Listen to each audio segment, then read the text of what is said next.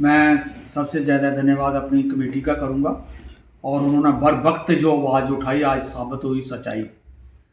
हमने ये कहा था कि इससे जो भी सवाल उठाए जा रहे हैं, हमारे पास जो टैक्स लगाए जा रहे हैं, ये ना तो रेशनल है, ना तर्क संगत है, ना ही सरकार की तरफ से ये करेक्ट है। लेकिन हमें उस वक्त दबाया गया, अरेस्टें की गई, केस चलाए गए। लेकिन आज ये साबित हो गया कि वाकया हमारी बात सच थी। इसलिए मैं मीडिया से भी और सब साथियों से या सिटीजन से रिक्वेस्ट करूंगा कि जब कोई ग्रुप, कोई साथी, कोई कमेटी, कोई ऑर्गेनाइजेशन कोई कदम उठाती है तो उसको नापो, उसको तोलो कि वाकया ये बात सच कह रहे हैं या झूठ कह रहे हैं, बहका रहे हैं या संघर्ष को आगे ले जा रहे हैं। इसमें मीडिया का भी बड़ा रोल होता है। कई बार मीडिया जो सुनता है, ऐसे बातें करने वाले लोग हैं, ये उठते हैं और बैठ जाते हैं और धरना लगा देते हैं, लंबे पड़ जाते हैं, भूख हड़ताल रख देते हैं। ये बातें उठानी चाहिए। आज क्यों सरकार ने माना कि 20% सड़कें चल रही है? आज क्यों सरकार ने बारिश को देखा कि लोगों को मरने जा रहे हैं, लोग, ट्रैफिक ठीक नहीं चल रही है, लोगों को रास्ता नहीं मिल रहा है? इसका मतलब है कि वक्त से आवाज उठाई जाए, वो करेक्ट साबित होती है। आज कोर्ट ने भी साबित कर दिया कि वाकई सड़क तो है ही नहीं और जनता सफर कर रही है और आप ऊपर से टैक्स ले रहे हो। इसलिए इसे टैक्स को खत्म करो और 20% सिर्फ ले लो, जो आपका थोड़ा बहुत यहां पर खर्चा हो रहा है, और वो 26 जनवरी से लागू कर दो। इसलिए एडमिनिस्ट्रेशन का इस वक्त बनता है। एलजी जो है वो पूरा भरपूर अपनी पावर बरत रहा है और उसके तहत जितने IAS ऑफिसर हैं, हमारा चीफ मिनिस्टर भी चिल्ला रहा है, हमारे मिनिस्टर भी चिल्ला रहे हैं कि हमारा कहना नहीं मानते चीफ मिनिस्टर IAS। जहां हम किसी शहर में जाते हैं, किसी डिस्ट्रिक्ट में जाते हैं, तो वहां KAS ऑफिसर भेज देते हैं, जहां कहीं SHO भेज देते हैं। SP भी नहीं जाता है और DC भी नहीं जाता मिनिस्टर को रिसीव करने के लिए। इसका मतलब है कि गवर्नर है, गवर्नर को चाहिए कि अभी भी होश आ जाए और जम्मू कश्मीर को लूट मार का जो अड्डा बनाया हुआ है, इसको खत्म किया जाए। कोर्ट को समझा जाए, कोर्ट के डिसीजन को समझा जाए, कोर्ट की रूह को समझा जाए। कोर्ट ने ये महसूस किया कि जम्मू कश्मीर पर जुल्म हो रहा है, जम्मू कश्मीर की जनता पर जुल्म हो रहा है और उससे टैक्स फजूल में टैक्स लिया जा रहा है। इसलिए मैं अपनी कमेटी का बहुत ही शुक्रगुजार हूं। वक्त से, उस वक्त इतना वक्त था, कोरोना था, कोरोना में भी हमें तंग किया जाता था कि आप बैठे कैसे हो, एक दूसरे के पास कैसे बैठ के आप इकट्ठे कैसे होगे, और उस पर हमें खींच कर ऐसे लंबे पड़ाकर जीपों में बैठाया गया। लेकिन आज से मैं जनता का ये ताकत समझता हूं कि जनता ने सच समझा था। हमने रात को मोमबत्तियां जगाने के लिए बुलाया तो जनता आई, हमें रात को, दिन को अगर प्रोसेशन किया तो जनता आई, चाहे वो कम आई, लेकिन वो काम आज हुआ है कि 20 हमारी कठुआ 8 नंबर को माफ़ी है और म्यूनसिपैलिटी से जो उठना चाहिए। इसको जो लखनपुर वाला किसी भी तरीके से इसका वाजिब नहीं है, किसी भी तरीके से तर्कशील नहीं है। जम्मू कश्मीर में जितना भी टोल अगर लगना है, सड़क बनने दी जाए। जब ये 6 लेन सड़क बन जाएगी, अभी भी एक धोखा हो होने वाला, मैं आज मीडिया की तरफ से कह रहा था कि एक तरफ हमारे पर एक्सप्रेस वे चलाया जा रहा है, नेशनल हाईवे भी इस्तेमाल किया जा रहा है। उसी नेशनल हाईवे को ही 6 में कह देंगे, उसी नेशनल हाईवे को एक्सप्रेस वे कह देंगे।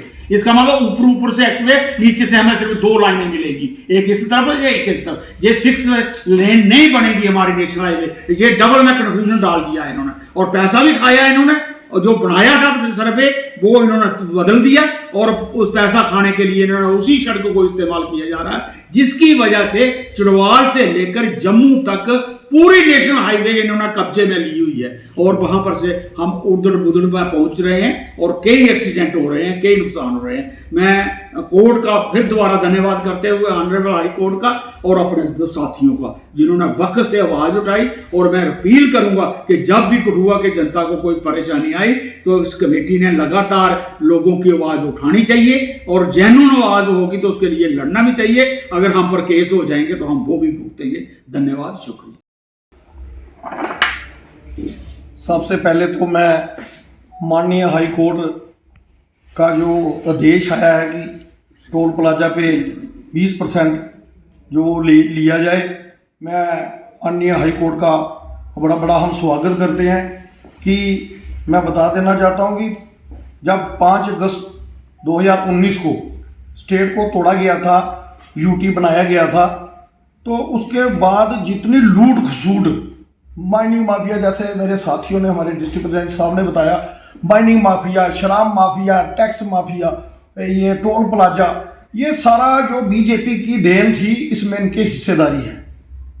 ये ऐसे नहीं, अभी आज की न्यूज़ देखो तो आज 25-30 इन्होंने जो डैम्पर पकड़े हुए हैं।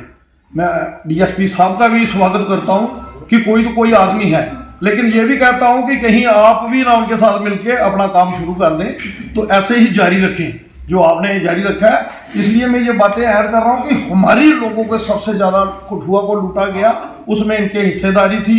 उसके बाद जब हमारे नए डिस्ट्रिक्ट प्रेसिडेंट पंकज डोगरा जी बने, तो हमने एक, आपको याद होगा, बहुत बड़ा संघर्ष किया, टोल प्लाजा को तोड़ा, उसमें हमें अरेस्ट किया गया, पुलिस लाइन रखा गया सारा दिन। उसके बाद हमारी एक संघर्ष कमेटी बनी, जो राबिन जी, हमारे सुशील जी, जो इनकी डायरेक्शन से जो चलता रहा, तो हमारे बड़े भाई, तो इनकी देर से हम सभी जो एक संघर्ष कमेटी बनी, हर गली में, हर वार्ड में, हर जगह पे हमने संघर्ष किया लोगों के लिए। तो आज आप देख रहे हैं उसका जो नतीजा है कि ये आया है कि आज मानिए जब लूट खसूट जो लोग करते हैं, जो लोगों की सुनवाई नहीं होती, तो एक ही रास्ता है कि माननीय हाई कोर्ट, हमारी कोर्ट बैठी है, उसका फैसला इन लूट खसूट वालों का तो उन्होंने तो नहीं सुनी, लेकिन माननीय हाई कोर्ट ने हमारी सुनी।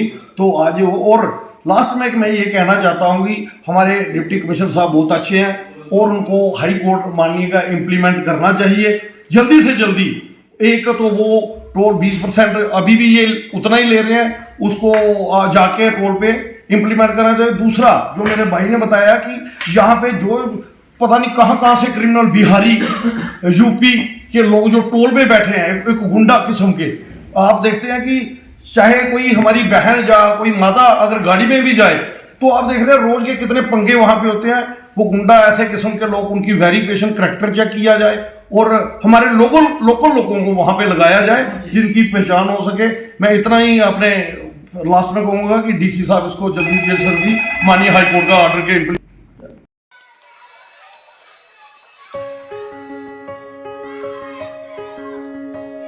Schools play a critical role in molding a child into a responsible and progressive global citizen. A good education empowers a child with infinite opportunities to discover and innovate. Over the past few decades, of all the innovations that have taken place all across the world, how many can India lay claim to? Perhaps not many. Rather than being pushed to master existing texts, students must be encouraged to learn, unlearn, and critically evaluate everything they observe through the formative years of their education.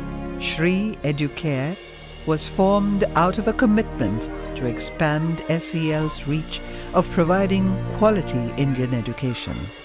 It is essentially engaged in setting up schools from preschool to K-12 at both national and international levels.